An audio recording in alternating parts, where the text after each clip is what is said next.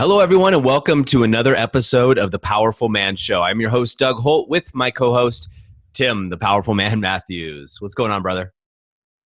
Doing very well, just flexing over here. Yeah, I bet. Good job. Well, don't rip that small t-shirt. So, guys, we want to jump right into it today. And Tim, I was just getting off the phone with a guy who was complaining about his wife constantly spending money. His wife had a part-time job, not much. Her job was really taking care of the kids. He had a really thriving business, but they were looking to save up to buy their dream home, right? They were doing well, but they had this dream home they've been talking about for years. And he was like, Doug, she just wants way too much, right? Every time I turn around, she's buying things, new clothes, now she wants a new car, and she just wants way too much. Her expectations are way too high. And Tim, as we started talking about this, I kind of asked more about, really, what is she looking to do? Wow, well, she goes out and gets her nails done, and she goes and gets a massage at the spa, and she's just going on and on complaining about her. And so as I started to talk to him about how she's spending all this money and doing all these things, I started asking him questions about what he wants, how he sees it. Is this dream home his and hers, or just really his? And is she going to get her nails done for him or just for her? And what's really going on here? And as we got into this conversation about things are good enough, and if his wife would just stop spending money, then everything would be perfect. What it came to realize, Tim, is he was spending just as much money that his wife was, but on different items. New TV that he wanted, right? He was going on a golf trip that he wanted. So it almost equated at how much money this couple was spending, but they just weren't on the same page. And he looked at it by pointing blame at her, when the truth was he was out of integrity himself with what they agreed upon. And, this happens a lot to guys, especially the leaders who are bringing home the money. We see it as our money, and we're supporting our team and our family going through that. And, this guy was thinking, hey, things are good enough if she would just change, if she would just do these things, when the truth was he was the one that got to do these things or be quiet, right? He needed to make the changes on his front first.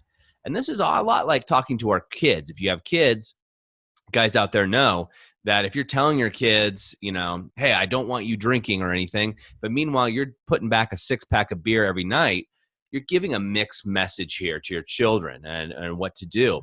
And he's doing the same thing with his wife. He's making an assumption that, hey, things are good in our relationship and our marriage, and I'm perfect pretty much, but she needs to make all these changes. When the reality is things obviously aren't good because they're not communicating properly, and we're on this call. And when you think about it, he hasn't made any shifts. He was just pointing the finger across at somebody else, when in reality, he was really blaming himself. And did you say that to him? Yeah, well, I started asking him more questions. What's really going on here? Are you doing these same things? Which is a typical question that guys, you can ask yourself is, where am I showing up like this? And I started asking him about his spending habits, because I've been in this situation before where, I've looked at my wife and why is she spending, this much money going to the spa, when one, she really deserves it. Two, she's doing it for me in some ways. And three is I just bought, twice as much money on electronics and other gadgets that I wanted, that I justified, right? The spa was an extra expense that she shouldn't be spending. The truth is I need to look within myself first. And so I asked him questions about what he was doing.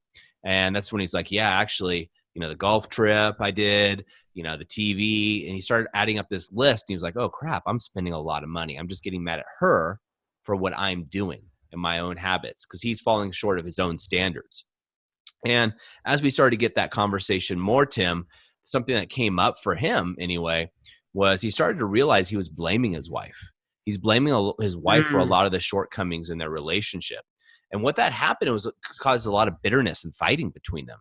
And it's like the little things that happen, right? It starts adding up little by little and stacks up. And now these two amazing people became disconnected.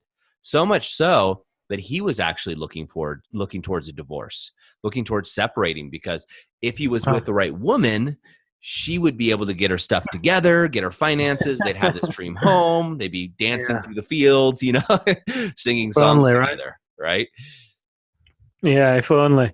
And I get it. It's so easy to do as well and fall into that trap as a business owner when you go into your business and everyone looks at you like the leader, like you're the man and you've got the answers and you call the shots and you boom, boom, boom, boom, boom. Then you get in your nice car and you drive off and you've got your watch on. And it's very easy to think, hey, I'm the man. It's her. She's the one that needs to change. When in reality, often, it's the blame, like you said, that just helps them avoid asking that great question of, hang on a minute, how am I doing this? How am I showing up here? Because usually every guy I've spoken with, maybe not every, 95% of the men I've spoken with, they are the leader within the household, and their woman follows their lead. So when they are there and they are present, what happens? The woman opens up and she gets more confident and intimacy flows because he's there. She feels his presence. But then when he's not there and he's too focused on work for several years at a time and he's not connected to her, she then closes down and pulls away. But it's like the guys after the Alpha Reset, and they go back home with reclaiming who they are, resetting who they are. They go back home with a completely different presence and persona about them, and also priorities as well. And what starts to happen? The wives start to open back up again. And the guys often don't realize how powerful they really are, how much of an impact they are already having on the people around them, because they're just that way out. That's what it usually takes to be an entrepreneur, that kind of leader, right? So the flip side, there's another side to that coin. When you shift how you're being, it also shifts the ripple that you're seeing around you. Yeah, and it's totally true. And the thing that was interesting about this conversation, Tim, this conversation went almost an hour and a half, right? We didn't just get there in 5 minutes or so, because it's really hard for us guys to look at ourselves from an outside perspective.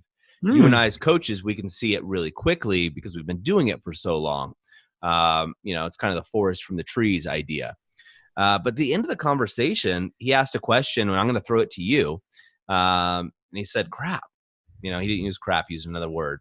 But when it hit him, and he said, well, how do I change? What do I do? And it was really, this guy, you love this guy, Tim, and you'll get a chance to meet him because he's going to go through the program. But super intelligent alpha guy. He has this deep, gnarly, growly voice. And you could just hear him, like the wheels turning, like, oh man, it's me. I'm the one that needs to step up and be the man. But how do I do it? I just don't know, Doug. What do I do? What would you say? Well, you know what I'd say, don't you? You've got to come to an Alpha Reset. Quite honestly, and I would, because there's no way. It'd be a disservice of me to say to that guy, hey, here's how you do it. Here are some steps, and try and explain it. It's got to be an experiential shift that happens over a period of time so you can create a lasting change. So there's no short answer to that, quite honestly.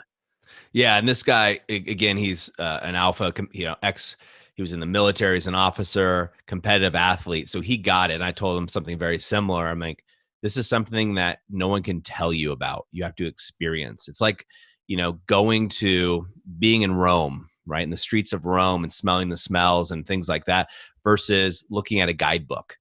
Yeah, the guidebook will give you some facts, some figures, but it's not the same. Once you've experienced it, you know the difference. You can tell the difference, right? I haven't been to Rome yet as we talk about this, but I'd love to. But I traveled around the world. It's the same thing. Or any other experience, sex, right? People can talk to you about sex. You can even watch porn. That's not going to tell you what the feeling is and what it's really like until you actually experience it, or deep love. And it's the same thing with resetting and reclaiming yourself as a man. And when I say as a man, I mean a modern day man at that high level of the standards that we set forth. I think that's really important to know.